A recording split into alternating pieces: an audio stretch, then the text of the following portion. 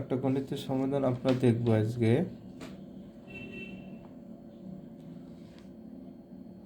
যে চালের দাম 25% বেড়ে যাওয়ায় এক ব্যক্তি চালের ব্যবহার এমনভাবে কমালেন যেন তার বাৎসরিক ব্যয় অপরিবর্তিত থাকে। তিনি চালের ব্যবহার শতকরা কত ভাগ কমালেন?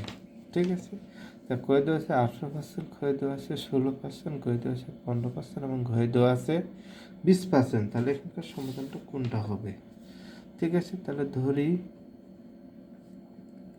চালের মূল্য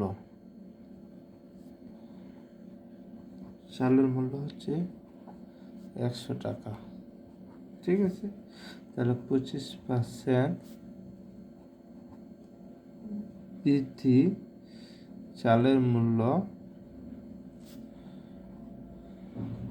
100 প্লাস 25, অর্থাৎ 125 টাকা।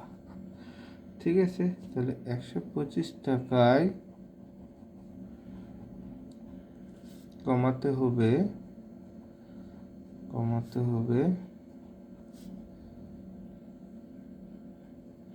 25 টাকা, এবং 1 টাকায় কমাতে হবে 25/125 টাকা। এবার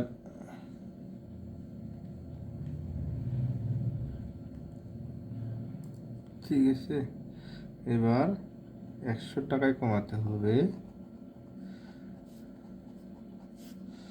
25 ইন্টু 100, 125, 5 25 100, 20 টাকা। ঠিক আছে,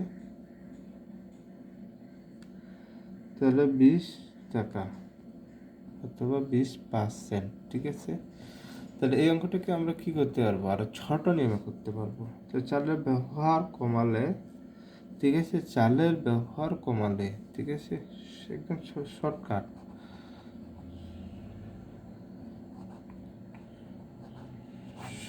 যে চালের ব্যবহার কমালে